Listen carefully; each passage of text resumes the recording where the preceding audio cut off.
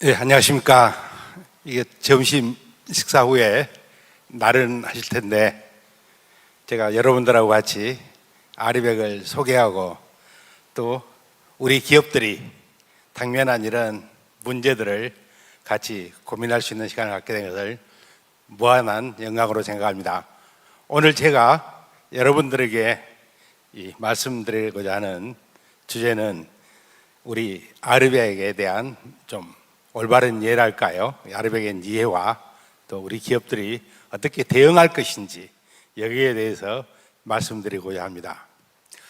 네, 첫 번째는 아리백에 대해서 이해 다 잘 알고 계시는데 굳이 제가 오늘 아리백에 대해서 이해 이런 이제 주제로 말씀드리는 이유는 이 아리백이 좀 우리가 잘못 알려진 바도 있고 잘못 받아들여진 바도 있고 이런 것 같습니다.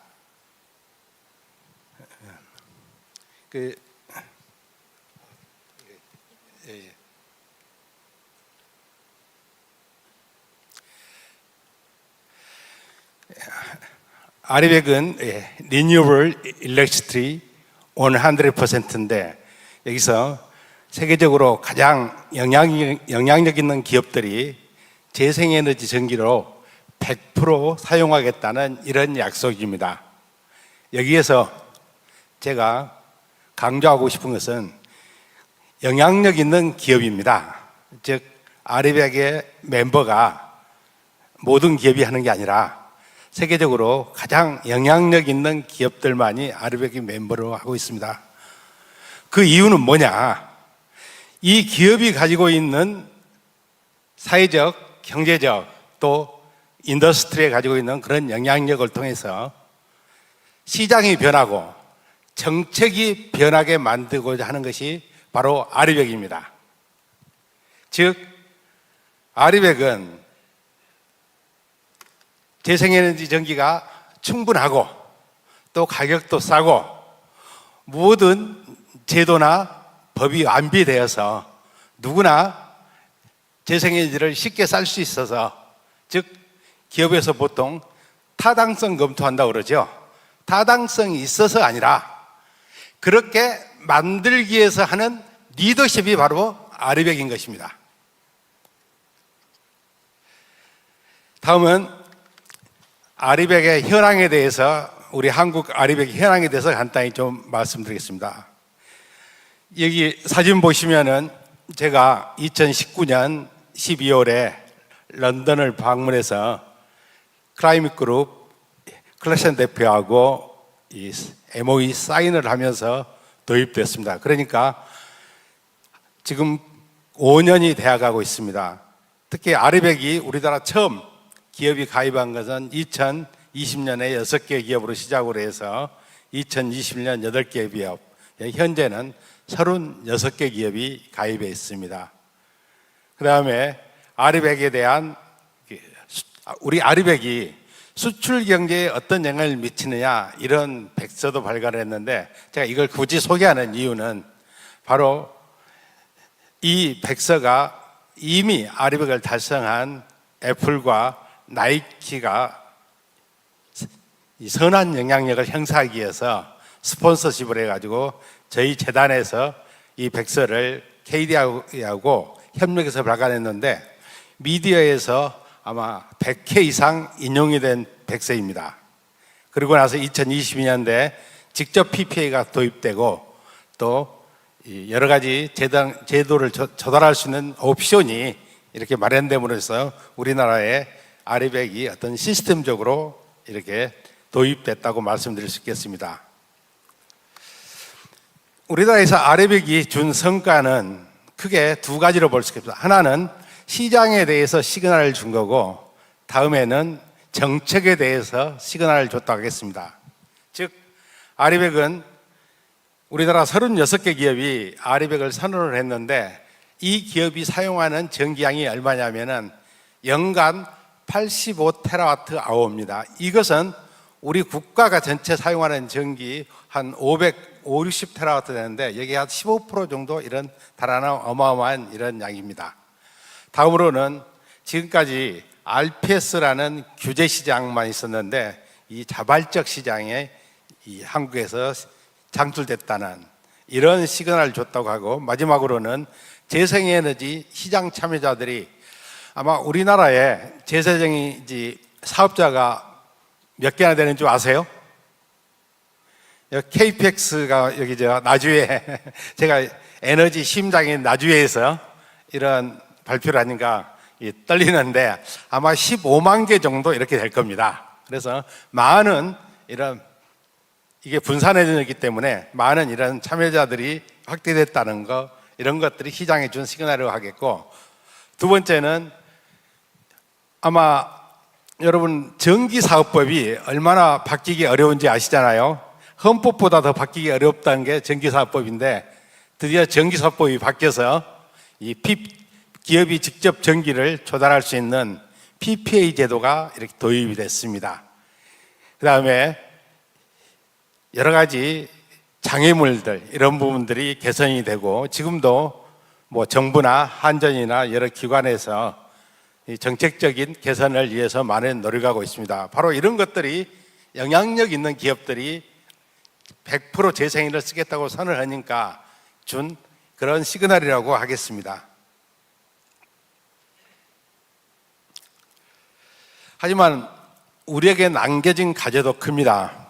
여기 오늘 이렇게 보시니까 재생에너지 디벨로퍼라든가 운영사라든가 재생에너지 분야에서 종사하시는 분들도 많이 와 계시는데, 현재 아리백이 분명히 아리백을 기업이 선을 하면은 공급이 늘고 가격이 내리라고 하는 건데, 최근에 이 표에서 보시는 바와 같이 2020년도에 약 4기가 정도가 이 시장에 들어왔는데 2021년에 4.6기가, 그러던 것이 2021년에 약 3기가, 2023년에 2.7기가로 이렇게 떨어졌어요. 즉 공급이 오히려 줄고 있는 이런 역설이라는 걸 보여주고 있다는 거고요. 두 번째는 가격도 2022년에 1kWh의 이 RPS 계약가가 120원대 후반이었는데, 현재 PPA 기업들이 조달하는 가격이 180원대 후반에 달합니다.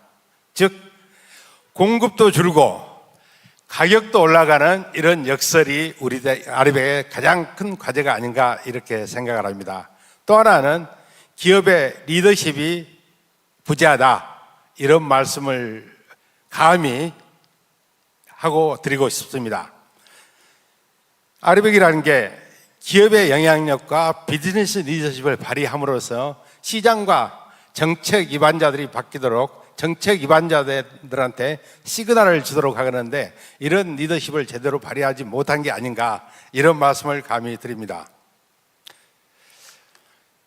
저한테 주어진 시간이 10분이라다 보니까 간단하게 이제 마무리 말씀을 드리겠습니다. 아리백은 레귤레이션이, 즉 의무가 아닙니다. 해도 되고 안 해도 됩니다. 말 그대로 자발적으로 하는 것입니다. 그런데 기업이 아리백을 왜 하냐? 이것은 기업의 장기적인 이익을 위해서 하는 겁니다. 비즈니스 리더십을 발휘함으로써 시장과, 즉 우리가 문법이라고 그러죠. 문법을 바꿈으로 인해서 오히려 더 비즈니스 리더십을 공고히 하기 위해서 하는 겁니다. 그러기 위해서는 투자자, 고객, 시민단체, 시민사회, 이런 모든 이해관계자들로부터 긍정적인 레퓨테이션을 받아야 되고 또 지지를 받아야 되지 않을까, 이렇게 생각합니다.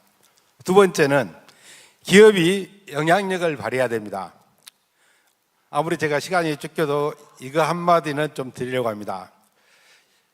여기 제가 이 에너지, 대한민국의 에너지 심장인 나주에 와서 이런 말씀을 꼭 드려야 되겠다 생각을 했습니다.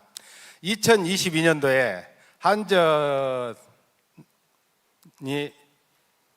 한 번에 발행하는 채권이 약 30조에 달할 때였습니다. 그런데 한국의 대형 금융회사한테, 저희한테 자문을 요청해 왔는데 한전 채권을 사도 되냐 이거를 물어보는 거예요. 대한민국에 정부가 보장해주는 한전 채권을 사야 될지 말아야 될지 이걸 의심하는 사람이, 이걸 의심하는 금융기관이, 이걸 걱정하는 투자기관이 있다고 생각해 보셨습니까? 바로 발전자회사들이 화석에너지, 석탄이나 이런 산업에 종사하게 되는데 금융기관들이 아리백에 가입할 때 서명을 하는 게 있습니다. 이게 조이닝 크라이테리아로 하는데 여기에 따라서 화석에너지를 영위 사업을 하는 회사에는, 도박을 하는 회사에는, 무기를 판매하는 회사에는 자금 제공을 못하게 되어 있습니다. 그래서 아리백을 가입했거나 가입하려는 금융기관들이 한전을 채권을 사는지에 대해서 저희한테 문의하였는데, 당연히 한전은 발전회사가 아니고 이 전력 판매사이기 때문에 전기사업법과 한전 정관을 저희가 영문으로 번역해줘서 그런 부분은 잘 마무리된 적이 있습니다.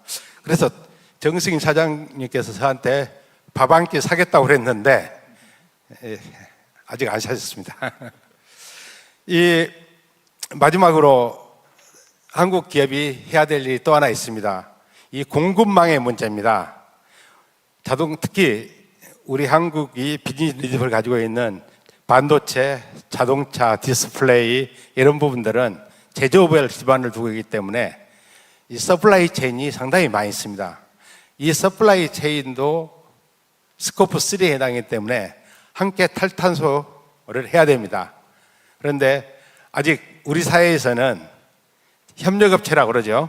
협력업체한테 탈탄소를 요구한다거나 아리백을 요구했을 때 갑질이라든지 이런 뉘앙스가 좀 있어서 그런지 아직 공급망에 대한 이런 부분이 전혀 안 되는 것들이 또 한국 기업에 가지고 있는 이익이고 또 해결해야 할 과제가 아닐까 생각합니다.